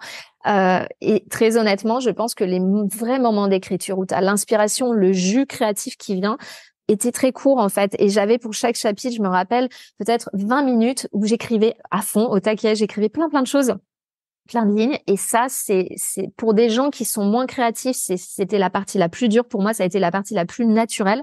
Mais après, ce qui a été très compliqué pour moi, c'était la synthèse, reformuler les phrases, remettre tout en forme, etc. Ce côté plus synthétique, finalement, qui a une autre capacité intellectuelle, finalement, qui était pour moi un petit peu plus difficile et qui m'a pris le plus de temps, au final. Donc, identifier comment fonctionne le cerveau. Ouais, c'est savoir comment on fonctionne et pour se dire, carrément. Et puis, après, comme tu disais, éventuellement se faire aider. Moi, tu vois, typiquement, pour mon livre, au début, il y avait 3 interviews de personnes et il fallait réécrire les interviews un peu en histoire, tu vois. Ouais. Et moi, je me suis dit, c'est pas ma zone de génie, en fait. Je sais pas faire. Je saurais faire s'il fallait. Mais je me suis pas sentie appelée par ça. Et donc, du coup, j'ai dit à ma maison d'édition, écoutez, moi, je fais l'interview en podcast, c'est pas diffusé, je vous donne les bandes et on trouve quelqu'un pour écrire. Parce qu'en fait, c'est pas là où ça va m'éclater et au final. C'est pas là où tu canalises le mieux ton énergie. Exactement.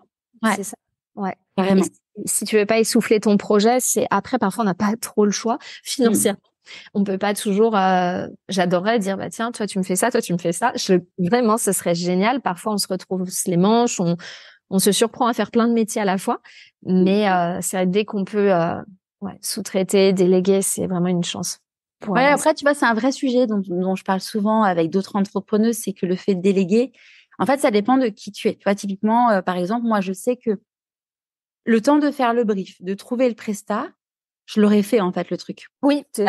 Et du coup, c'est ça, c'est se poser la question. En effet, par exemple, tu vois, la comptabilité, moi, je délègue parce que, voilà, les chiffres et moi, on n'est vraiment pas copains. Et là, tu vois, j'ai eu mon rendez-vous de mon bilan comptable la semaine dernière. À tous les jours, je suis contente de prendre un comptable parce qu'en fait, c'est moi qui fais mes factures et compagnie. Mais par contre, voilà, faire le bilan comptable, c'est un métier, quoi. Ah oui, non, c'est. Même s'il y a d'autres choses qui sont des métiers, mais il y a voilà, c'est chacun qui doit se dire. Ok, ça me coûte de l'argent tous les mois, mais par contre, il est hors de question que pour rien au monde, j'enlève cette ligne.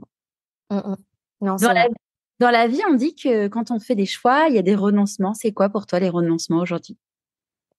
Je pense que ça a pu être, mais ça n'a pas été perçu comme un sacrifice, mais ce que je disais, c'est-à-dire de peut-être renoncer à un autre confort matériel, alors même que je suis pas du tout malheureuse, clairement pas, loin de là. Et je pense qu'il y a même une belle évolution de ce côté-là. En revanche, peut-être, tu vois, le renoncement d'une sécurité financière aussi. Ça, c'était un vrai renoncement. J'aurais très bien pu, comme toutes mes amies, avoir ce job beaucoup plus confortable de salarié cadre dans un gros labo avec une belle retraite qui m'attend à la clé et un beau salaire et des bonus. C'est vrai que parfois, quand j'entends certaines de mes amies, je me dis, merde, on a peut-être fait, mais à aucun moment. Alors, certaines sont très épanouies, d'autres pas du tout. Et là, je me dis, mais finalement, c'est une question de, voilà, on fait des choix dans une vie. Je sais que beaucoup font le choix du confort, de la stabilité, je dirais, mais qui vont s'embêter. Moi, ça me correspond pas. Je pense que j'ai besoin évidemment, comme tout le monde, de stabilité, mais j'ai besoin d'une vie qui est malléable, en fait, que je peux façonner. Ce côté créatif ne pouvait que s'épanouir dans ce type d'environnement, je pense, pour moi. C'est quoi la plus grande difficulté que tu as eu à traverser? Il y en a eu beaucoup. La plus grande, je dirais que c'était peut-être des sortes de miroirs des autres. C'est le fait de oser prendre ma place, ou plutôt, alors c'est vrai que là, on en parlait notamment avec ma coach, elle dit, mais finalement, Laure, il n'y a pas tant de place à prendre puisqu'elle est naturelle. C'est, voilà, tu prends la place de personne, tout le monde a sa place, mais c'est d'oser être moi, en fait, d'être vrai. Finalement, j'ai toujours eu en moi ce côté très authentique à détester les gens qui jouent des faux rôles, qui se mettent des masques, etc.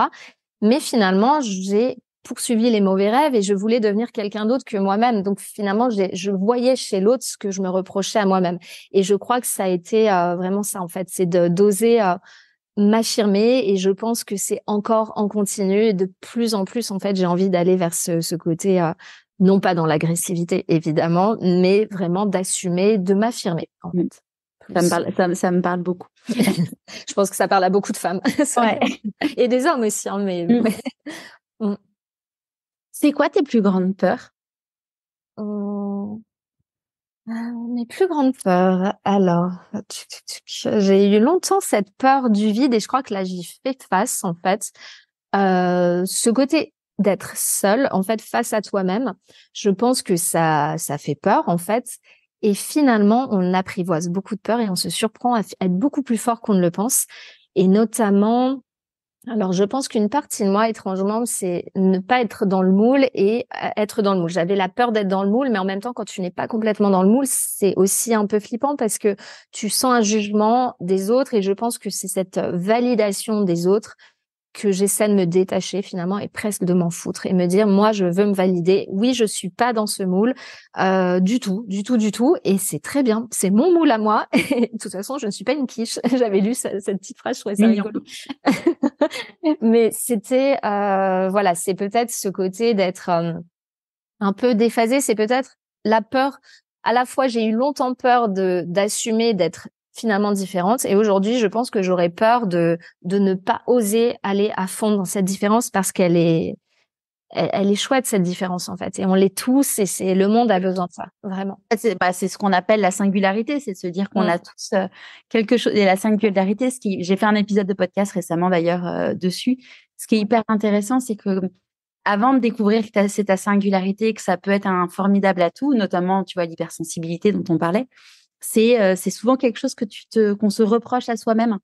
Et quand on découvre en fait que c'est notre singularité et qu'on peut le transformer en quelque chose de génial, c'est là où on s'éclate. Voilà, on s'éclate. Enfin, t'es dans ton truc, quoi. En fait, tu colles ça avec, enfin voilà, tu trouves ta zone de génie, ce qui a du sens pour toi, et tu utilises ta singularité, tes talents. C'est le début c'est là où il y a les ailes qui se déploient. C'est trop chouette. C'est ça, exactement, ouais. De quoi t'es la plus fière aujourd'hui? Je dirais ce projet en fait que je crée, enfin ce qui est plus un projet, cette évolution et je pense que c'est le reflet de ce que je suis, tout ce travail que j'ai fait sur moi en fait, vraiment de penser mes blessures, de les comprendre, les décortiquer, d'avancer et je crois d'avoir acquis, je pense beaucoup plus de sagesse, même si c'est pas encore simple aussi, de paix intérieure, d'acceptation. Parfois, il y a des choses, je les accepte pas. Très clairement, on a tout ce côté un peu contrôle fric aussi. Mais voilà, je pense que c'est ce travail de lâcher prise que j'arrive à faire et je dirais plutôt, en fait, bon là, ça part, mais cette résilience que j'ai pu avoir de transformer en des épreuves en quelque chose de chouette, de vraiment beau et j'espère d'inspirant, en tout cas pour d'autres personnes, parce qu'on est malheureusement trop nombreux à vivre des moments difficiles aussi. Et de pouvoir être une source d'inspiration, comme moi, j'ai pu être inspirée de personnes. Tu dis, il y a eu vraiment que des galères, des choses très compliquées qui ont malgré tout réussi à poursuivre leurs rêves. Et je crois que ouais, cette détermination de, même dans le brouillard, dans le tunnel, de continuer à y croire, en fait, et de foncer.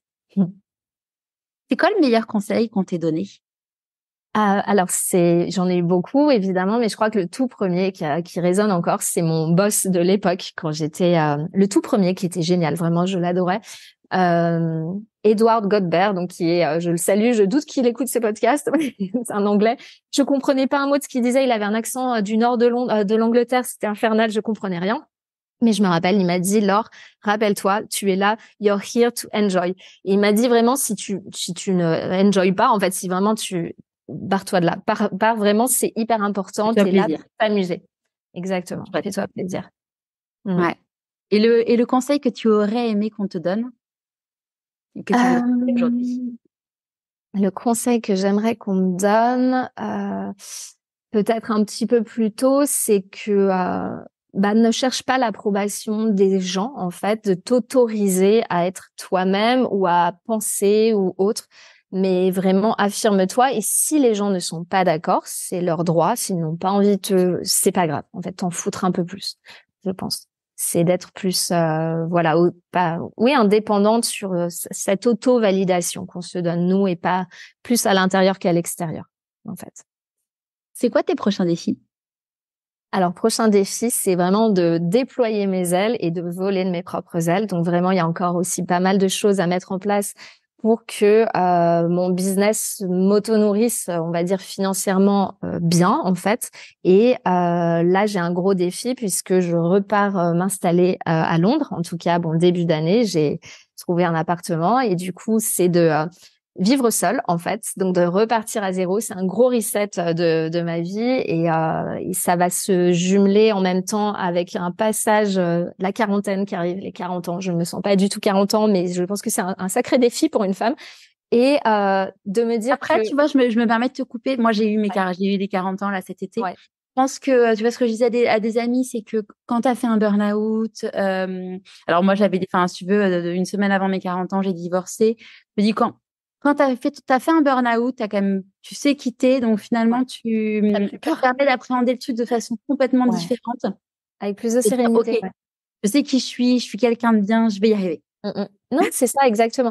Mais je crois que ce défi, c'est vraiment mon émancipation et ça passe par ma vie de femme, comme dans mon job, en fait, vraiment, c'est de reprendre cette place finalement que j'ai en moi, en fait, et voilà, cette émancipation et surtout de me dire que je n'ai besoin de personne. Évidemment, on a besoin de beaucoup de monde, mais finalement, de pas être dans le besoin ou la dépendance. Ouais, c'est d'être dans Encore une plus dépendance juste saine, c'est une relation saine. Exactement. Tout à fait. Est-ce que tu aurais un conseil de lecture à partager avec nous, à part ton livre, évidemment, parce que ça, on le conseille, évidemment. Oui, alors évidemment, et je le montre, mais en même temps, on ne le voit pas. Mais n'hésitez pas à le demander d'ailleurs à votre libraire parce que très souvent, il l'a en stock et il le met pas en rayon parce qu'il ne sait pas où le mettre. Donc, je sais pas ce qui se passe il y a un nouveau design aussi de la couverture. Ou alors, vous pouvez le commander en ligne, évidemment. Même s'ils l'ont pas, même si les libraires, même s'ils l'ont pas en stock, ils le commandent. Le commander. Ah oui, exactement, très facilement. Donc, après avoir lu mon livre, non, je dirais, il y en a plein. Alors, qu'est-ce que je lis en ce moment? Alors, moi, c'est un roman feel good que vous devez connaître qui a vraiment résonné en moi. C'est Plus jamais sans moi de Maud Ankawa, qui était vraiment chouette. J'ai pensé à toi quand tout à l'heure, tu disais apprendre à rester seule avec soi-même. Ouais. Exactement. J'ai eu envie de faire le chemin de Compostelle après avoir lu. Je pense qu'on a tous eu envie de on a tous eu envie de le faire. Jamais venu à l'esprit, mais là, exactement, c'était mais vraiment, il est chouette, je le trouve plutôt bien. Après, en termes de lecture, en ce moment, je suis très dans tout ce qui est, alors, soit loi d'attraction ou self-development, en fait. Donc, j'ai lu notamment Lise Bourbeau. Je pense que c'est un bon prérequis à lire. Ça ne donne pas trop d'actions à mettre en place, mais ça vous explique vraiment sur vos blessures, à quel point en fait vos comportements, vos réactions face à vous, votre entourage et vous aide aussi à mieux comprendre l'entourage sont le reflet de blessures profondes qui sont à soigner. Et ça a été un bouquin assez sympa. Donc c'est les 5 blessures qui vous empêchent d'être vous-même de Lise Bourbeau et aussi La clé de votre énergie de Natacha Calestrémé qui est vraiment une bible en fait, donc qui est vraiment chouette. Et qu'est-ce que je pourrais conseiller d'autre? Après, moi, j'aime beaucoup. En ce moment, je lis des livres de Noël aussi. C'est aussi faire des lectures un peu surtout le soir au coucher, qui vous tortille pas trop l'esprit, en fait, et qui vous reconnecte à cet enfant intérieur. Faire des choses. Autorisez-vous. Moi, je sais que j'adore le dessin. Des BD, des bandes dessinées. Voilà. Qu'est-ce qui résonne en vous, mais qui ferait plaisir à votre enfant? Mm. De lire quelque chose, voilà, que vous, enfant, et ça peut être un dessin animé aussi, de Voilà, moi, regarder. j'ai emmené ma fille Ouais. voir Wish, le nouveau Disney la Ah, semaine. je veux trop aller le voir. Ouais. Ah ouais, c'est trop chouette. Ce Ouais. que je me dis sur Insta, c'est moi, Il a ça l'air. arrive. Ah Ouais, écoute, on parle de réaliser ses rêves, d'être autonome c'est sur les ça. pas attendre que quelqu'un réalise tes rêves pour toi. Et enfin, Ouais. et bon, on a une double lecture, Inspirant. on a une lecture, on lit pas aux mêmes blagues quand on est enfant que quand on Oui. est adulte. On Il y n'a a pas les 2 versions, exactement. C'est tout public. ouais. Ouais. C'est l'avantage des films Disney. C'est vrai que j'ai vu là récemment une expo Disney qui était à Londres et qui fait toute la rétrospective, mais il s'adresse à tout public en fait, et c'est là où c'est très innovant. Et je pense que d'ailleurs Walt Disney c'était un grand visionnaire, un grand enfant en fait, qui a suivi ses rêves et qui a eu beaucoup de galères aussi. Un personnage super inspirant. Et je pense qu'en effet les enfants ont besoin de ça, mais nous aussi on a besoin de ces beaux messages. Mm. Tu vois, par rapport à ce que tu disais sur les blessures, je pense que c'était une discussion que j'avais avec une des coachs de Pourquoi pas moi. C'est de se dire qu'en fait, c'est pas parce que vous n'avez pas eu un grand trauma dans votre vie que vous n'avez pas de blessures. En fait, c'est vraiment un truc, je pense qu'on n'en parle pas assez. On a tous des blessures, même des micro-traumatismes, mais qui vont nous bloquer. Bien Tu vois, sûr. moi, suite à mon burn-out, j'ai fait pas mal de séances de MDR, Mhm. donc qui permettent de désancrer, pour ceux qui connaissent pas, qui permettent de désancrer les traumatismes en soi. Et si tu veux, en fait, il y a eu des phrases qui sont ressorties, des trucs que j'ai entendus enfant, mais Ouais. il y avait aucune intention de la personne qui Bien disait sûr. ça de me blesser. Ça n'avait, enfin, c'était vraiment, c'était sa croyance à lui, et il y avait, mais sauf que moi, ça m'a créé un trauma en moi, Bien sûr. et du coup, une pensée limitante, et donc ça me bloquait et à chaque fois tu dis, mais jamais de la vie, j'aurais imaginé, en fait, que ce truc-là puisse autant me bloquer dans ma vie. Et on se dire que de toute façon, on a tous des blessures. Comme on disait, il y en a qui sont transgénérationnelles, il y en a qui sont issues de notre vie fétale, il y en a qui sont issues de notre vie L'enfant de notre vie à nous enfant, aussi, ouais, bien ado. sûr. Enfin, Mm, et c'est vraiment important de se dire qu'il n'y a pas il n'y a pas de petites blessures, de grandes blessures. non, Ce qui bien compte, sûr. c'est d'arriver à justement à les découvrir pour pouvoir aller mieux, parce qu'après, À les digérer, en fait. c'est ça. Mais vraiment, ouais, plutôt que de stocker, garder ça en soi. Et c'est vrai que pour refaire le parallèle avec le ventre, c'est là où on va dire, par exemple, il y a quelque chose qui nous reste sur le cœur, t'as la boule au ventre, Mm. ce genre de choses, en fait, où ça me gonfle, ça Toutes me les fait crier. expressions, en fait, elles C'est sont. très lié, Mm, c'est mm, viscéral, en fait. Et ça. on les garde en nous, et surtout en effet, des choses qui peuvent être dites, comme tu dis, par des personnes de manière pas du tout une mauvaise intention, en fait. Non, Et non, non, bien surtout, sûr, adulte, enfant, on tu n'a peux pas dire le même. Ouais, une phrase juste toute simple à ton enfant, de dire genre, il faut que tu travailles dur pour réussir. ouais. Bah, tu Bah, ça, c'est ancres le fait dans la tête de ton exactement. enfant Ah que oui. Ouais, ça et donc, bloque. ouais, c'est ça. Alors après, quand t'es parent, il faut dire que toutes tes phrases peuvent avoir un impact, mais en même temps, faut quand même vivre. Et tu vois, Mm. hier soir, j'ai emmené mon fils chez le dentiste. Et bon, sa dentiste est pas quelqu'un de très charmant, mais elle est très très basse. À un moment donné, tu dis bon. Donc Oui. je me suis pas engueulée, et parce que Mm. en gros, j'y vais pour un contrôle, et je le récupère parce que j'étais pas avec lui dans le salle.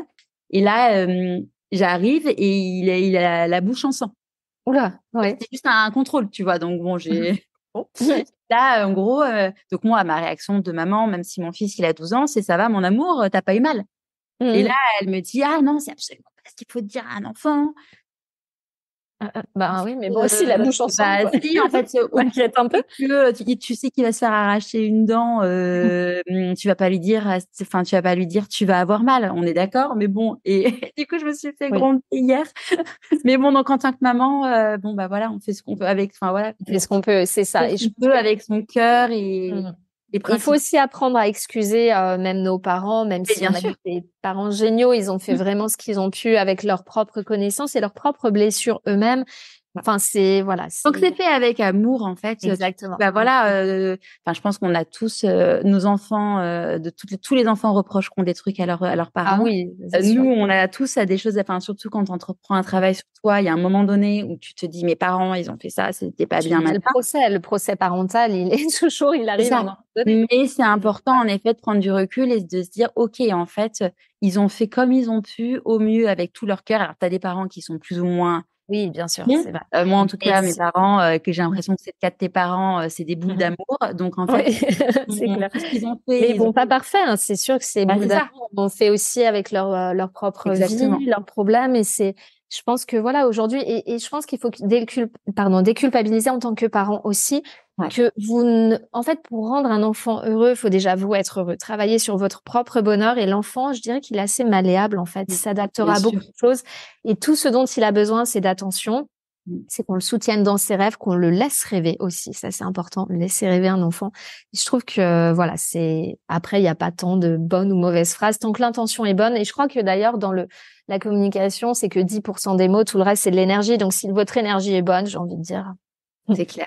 Ouais, tu vois, c'est quand on s'est séparés et tout le monde m'a dit faut que tu fasses attention à tes enfants. Et en fait, j'aurais dit non, mais en fait, la priorité c'est moi là. C'est que moi je sois bien parce que alors évidemment que je vais faire attention à mes enfants. Merci. Oui, mais je peux pas t'oublier. Mais en fait, si moi je vais pas bien, mes enfants ils iront pas bien en fait. Donc là, je me reprends, je me relève d'une des plus grandes claques que je me suis prise dans ma vie. Mais par contre, si moi je suis pas bien, mes enfants, je vais les entraîner avec moi. Donc, en fait, la priorité, désolée, mais en fait, c'est pas l'égoïsme, c'est l'égoïsme positif. Au contraire, parce que ça, on ne l'apprend pas, en fait. Oui, on fait culpabiliser et surtout, bon, les femmes beaucoup, en fait, mais avoir un côté je pense que personne n'a dit ça à mon ex-mari, hein. Non, étrangement, ouais. Non, mais c'est là où il y a encore beaucoup de machisme là-dessus. Mais le sacrifice, en fait, n'est pas bon. Vous pouvez pas vous sacrifier, même pour vos enfants que vous aimez plus que tout. Si à un moment donné il y a un sacrifice, ça n'ira pas et c'est même une trop grosse charge sur les épaules des enfants. Après, mais le machisme, tu vois, d'ailleurs, et d'ailleurs j'avais lu un bouquin sur ce sujet-là, c'est que c'est pas du machisme. En fait, le machisme sur cette thématique-là, il vient des femmes. Hein. C'est pas les hommes qui vont dire ça, c'est les femmes, parce qu'en fait. Surtout bien sûr. Surtout les femmes de la génération entretiennent ce sexisme, en fait. C'est ça, c'est en gros, nous, on s'est consacré à nos enfants, on n'a pas eu spécialement de vie, vous devez faire pareil. Non, c'est ça. On a le droit d'arrêter de produire. Évidemment, ouais. Il y a beaucoup de jugements entre femmes aussi, hein, c'est vrai. J'ai envie de dire, c'est les pires, hein, les femmes entre elles. Ouais. Non, c'est pas toujours évident. Et surtout, une femme, moi, par exemple, aujourd'hui, j'ai pas encore d'enfants, peut-être, et je l'espère avoir des enfants. Mais c'est vrai qu'il y a ce rapport t'as toujours un regard, souvent de la femme, en fait, qui, comme si t'avais raté quelque chose. Bah non, toi, t'as fait ça, t'as fait autrement. Moi, j'ai fait des choses que toi, tu n'as pas faites. Bien sûr. C'est ni mieux ni moins bien, en fait, c'est différent. Et c'est vrai qu'accepter qu'on peut être une femme de plein de façons, ce serait déjà aussi un grand pas. Ouais, c'est sûr. À qui as-tu envie de dire merci et pourquoi avant qu'on se quitte? Alors, j'ai être très égoïste. J'ai envie de me dire merci à moi. Mais non, c'est super. Moi, je félicite les personnes qui se disent merci. Évidemment, j'ai envie de remercier mes parents et aussi mon ex-conjoint Cyprien qui a été super présent, évidemment. Mais là, je vais être égoïste. Je vais me remercier moi. Et non, j'ai remercié la petite Laure parce qu'elle avait raison. Elle avait vu juste. Trop chouette. Merci beaucoup, Laure. Alors, les personnes qui ont envie d'en savoir plus pour ne plus avoir leur petit ventre qui les contrarie au quotidien, où est-ce qu'on te trouve? Je mettrai les liens sur le site. Donc sur Instagram, donc vous avez mon compte Insta, donc c'est dr.laurehivernat. Donc voilà, faut peut-être l'écrire. Je pense que je le mettrai. Je le mettrai. De toute façon, je te taguerai sur Insta et je mettrai le lien sur le site. Tac. Et juste une petite info, là, je suis en train de préparer un tout nouveau programme, en fait, qui, j'espère, devrait sortir au mois de mars, en fait, donc très prochainement, et qui sera vraiment une expérience pour vous aider à, donc, reparamétrer, en fait, aussi bien votre alimentation, mais aussi gérer vos émotions pour être en paix avec votre ventre. Donc, il n'y a pas que le côté digestion. On va parler d'énergie, d'hormones, de fringales, de problèmes de perte de poids, etc. Ça va être des sujets très féminins aussi. Mais voilà, des messieurs qui peuvent être les bienvenus, mais je pense que ce sera quand même très féminin et on va parler beaucoup de cette reconnexion à soi. Trop chouette. Merci beaucoup, Laure. Merci à toi. T'es ravie de faire cet enregistrement avec toi. Trop chouette. Et si toi aussi, tu as envie de découvrir ta raison d'être, comme mon invité du jour, je serai ravie de t'accompagner avec le bilan de compétences nouvelle génération. Pour en savoir plus, tu as le lien dans les notes de l'épisode. Tu aimes le podcast Pourquoi pas moi ? Abonne-toi sur ta plateforme d'écoute préférée et mets 5 étoiles et un commentaire sur Apple Podcast. Pour moi, c'est énorme.